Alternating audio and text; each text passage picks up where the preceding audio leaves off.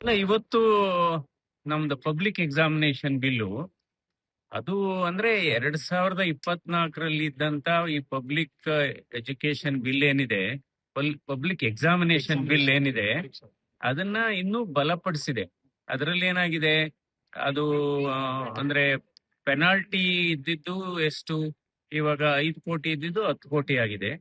ಅಂದ್ರೆ ಇನ್ಸ್ಟಿಟ್ಯೂಷನ್ಗೆ, ಇಂಡಿವಿಜುವಲ್ಗೆ 5 ಲಕ್ಷ ಇದ್ದಿದ್ದು 50 ಲಕ್ಷ ಆಗಿದೆ. ಸೊ ಪೆನಾಲ್ಟಿ ಎನಾನ್ಸ್ಮೆಂಟ್ ಆಗಿದೆ. ಆಮೇಲೆ ಇದು ಶಿಕ್ಷೆ ಅವಧಿ ಕೂಡ ಎನಾನ್ಸ್ಮೆಂಟ್ ಆಗಿದೆ. ಅದು ಕೂಡ 10 ವರ್ಷದವರೆಗೆ. ಇದರ ಮೂಲ ಉದ್ದೇಶ ಅಂದ್ರೆ ಈ ರೀತಿ ಆ, ಈ ಪೇಪರ್ ಲೀಕು ಅಥವಾ ಪ್ರವೇಶ ಪರೀಕ್ಷೆ ಆಗ್ಬೋದು ಅಥವಾ ಬೇರೆ ಪರೀಕ್ಷೆಗಳಾಗ್ಬೋದು, ಇದರ ಸೋರಿಕೆ ಆಗ್ಬಾರ್ದು ಅನ್ನೋ ಹಿನ್ನೆಲೆಯಲ್ಲಿ ಇದು ಉತ್ತಮವಾದಂತ ನಿರ್ಧಾರ. ಇವತ್ತು ಅದು ಅಮೆಂಡ್ಮೆಂಟ್ ಪಾಸ್ ಆಗಿದೆ. ಅಲ್ಲ ಇವತ್ತು ನಮ್ದು ಪಬ್ಲಿಕ್ ಎಕ್ಸಾಮಿನೇಷನ್ ಬಿಲ್ಲು ಅದು ಅಂದ್ರೆ 2024ರಲ್ಲಿ ಇದ್ದಂತ ಈ ಪಬ್ಲಿಕ್ ಎಜುಕೇಶನ್ ಬಿಲ್ ಏನಿದೆ, ಪಬ್ಲಿಕ್ ಎಕ್ಸಾಮಿನೇಷನ್ ಬಿಲ್ ಏನಿದೆ, ಅದನ್ನ ಇನ್ನೂ ಬಲಪಡಿಸಿದೆ. ಅದರಲ್ಲಿ ಏನಾಗಿದೆ, ಅದು ಅಂದ್ರೆ ಪೆನಾಲ್ಟಿ ಇದ್ದಿದ್ದು ಎಷ್ಟು, ಇವಾಗ 5 ಕೋಟಿ ಇದ್ದಿದ್ದು 10 ಕೋಟಿ ಆಗಿದೆ.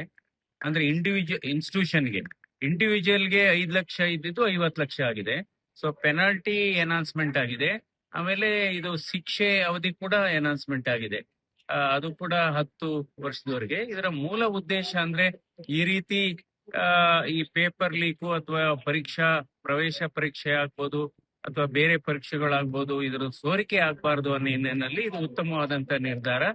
ಇವತ್ತು ಅದು ಅಮೆಂಡ್ಮೆಂಟ್ ಪಾಸ್ ಆಗಿದೆ.